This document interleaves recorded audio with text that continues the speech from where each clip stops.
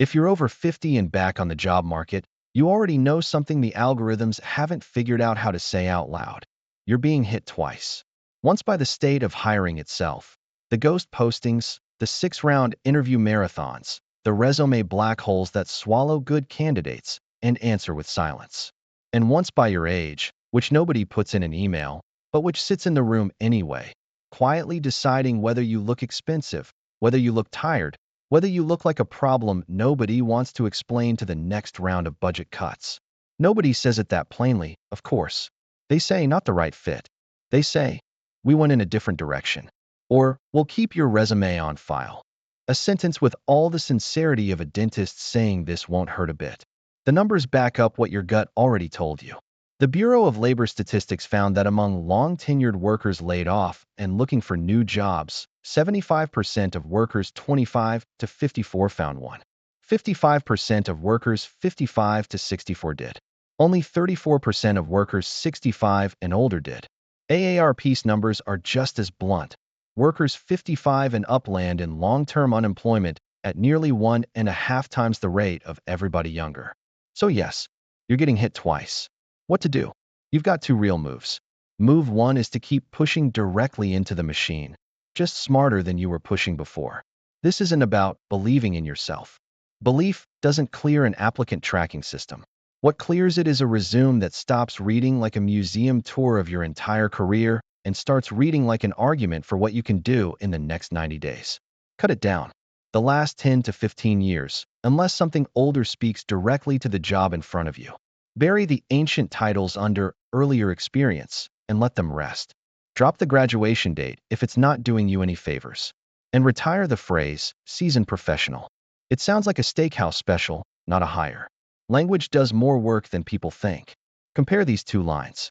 Senior operations professional with 30 years of experience in manufacturing, logistics, vendor management, budgeting, and staff leadership. Accurate. Also asleep. Now try. Operations leader who improves service, cost control, and execution in complex environments. Recent work includes vendor consolidation, inventory process improvement, and customer service recovery. Same person. One of them sounds like they're solving problems this year. The other sounds like they're telling stories about 1998. Then build yourself a proof file, not a brag sheet, a working file.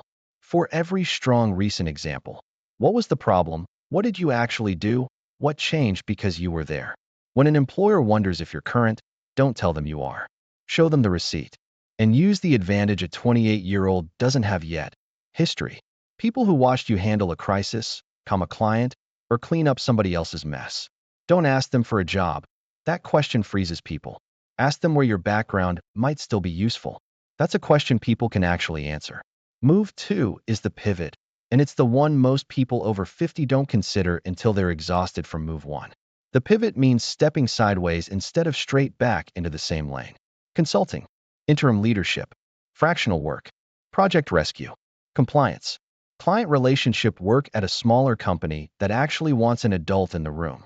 These roles exist because companies accumulate messes, and most of them don't have anyone on staff who can walk into a mess, ask 3 sharp questions, and start making it less stupid. That's a 50-plus skill. It doesn't show up in 4 years of college, and it doesn't show up on an entry-level resume. The pivot works because it stops competing on the terms the market has already decided against you. Youth, speed, cheapness, and starts competing on terms where 25 years of judgment actually outweighs someone else's too. So which move is right for you? Maybe both at different points. Push while pushing is working. Pivot when it stops.